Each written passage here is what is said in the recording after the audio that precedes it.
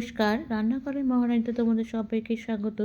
আজকে দেখাবো সজনে ফুলের বাটি চচ্চড়ি। সজনে ফুল কিন্তু বেশি দিন পাওয়া যায় না, আস্তে আস্তে কমে আসবে এরপরে। তাই আজকে তোমাদেরকে দেখাবো সজনে ফুলের বাটি চচ্চড়ি। সজনে ফুলগুলো কিন্তু বেছে খুব ভালো করে কিন্তু ধুয়ে নিয়েছি। ধুয়ে জলটা কিন্তু ছাঁকনিতে ঝুড়িতে যেহেতু রেখেছিলাম সেহেতু কিন্তু জলটা একদম ঝরে গেছে।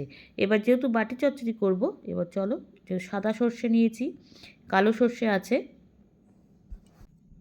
শিলপাটায় আগে কিন্তু সাদা সর্ষে, কালো সর্ষে, তার সাথে একটুখানি নুন আর দুটো কাঁচা লঙ্কা দিয়েছি। দিয়ে কিন্তু এটাকে আগে শিলপাটাতে বেটে নেব। আমি শিলপাটাতেই বাটি।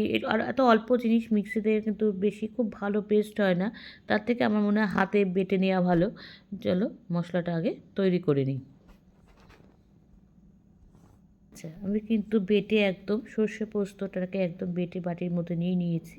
এবার এর মধ্যে আমি সজনে ফুলগুলোকে আগে দিয়ে দেবো। সজনে ফুল কিন্তু নরম, একটুখানি মেখে রাখলে কিন্তু অনেকক্ষণ, মানে একটু মেখে রাখলে এটা নরম হয়ে যায়।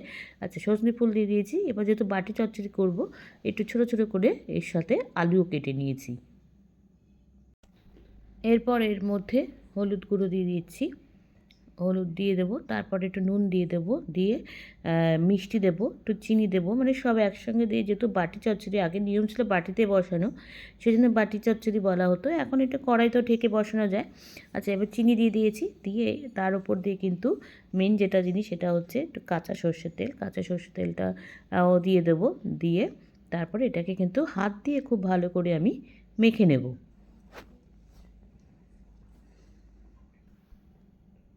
সব নিয়ে নিয়েছি, নিয়ে এবার খুব সুন্দর করে দেখো হাত দিয়ে কিন্তু আমি মেখে নিচ্ছি।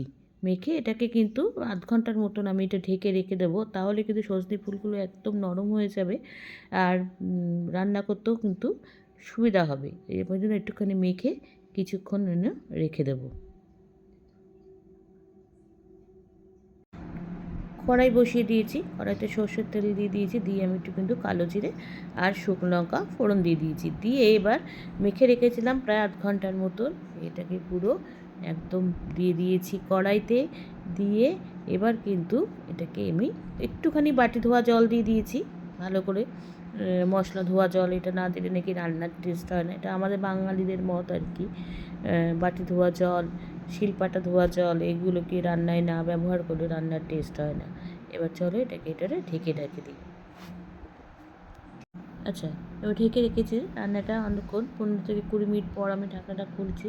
খুলে দেখো, এবার দেখছি জলটা কিন্তু অনেকটাই টেনে গেছে। এবার একটুখানি ওলট পালট করে দিই, নিচেরটা উপরে, উপরেরটা নিচে দিয়ে দিই, নাড়িয়ে আবার এটাকে 10 মিনিট, যেটুকুনি জল রয়েছে বা আর একটু আলুটা সেদ্ধ হবে সেই জন্য আরও 10 মিনিটের মতন ঢেকে রেখে দিলে কিন্তু আমার একদম হয়ে যাবে সজনে ফুলের বাটি চচ্চড়ি।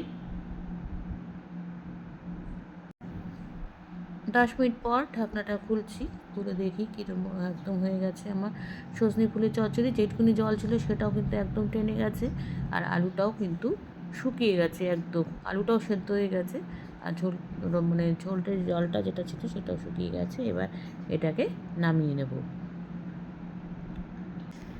হয়ে গেছে আমার সজনে ফুলের একদম বাটি চচ্চড়ি। সবাই কিন্তু, মানে আর গরম ভাতে কিন্তু ভীষণ ভালো লাগে খেতে। আর সজনে ফুল তো বেশি দিন পাওয়া যায় না, যতদিন পাওয়া যায় ততদিন বিভিন্ন রকমভাবে খেয়ে নেওয়া যায়। এবার তোমরাও কিন্তু এভাবে বাড়িতে রান্না করে খেয়ে দেখো, জানিও আমাকে লাইক কমেন্ট শেয়ারের মাধ্যমে। তোমরা যারা আমার চ্যানেলটাকে সাবস্ক্রাইব করে আমার সঙ্গে রয়েছো তাদের জন্য রয়েছে অসংখ্য অসংখ্য ধন্যবাদ। আর যারা করোনি তারা প্লিজ চ্যানেলটাকে সাবস্ক্রাইব করে আমার সঙ্গে থেকো। তোমরা সবাই সুস্থ থেকো, সাবধানে থেকো, ভালো থেকো। চলি, টাটা। দেখা হচ্ছে পরবর্তী নতুন কোনো রেসিপিতে তোমাদের সঙ্গে।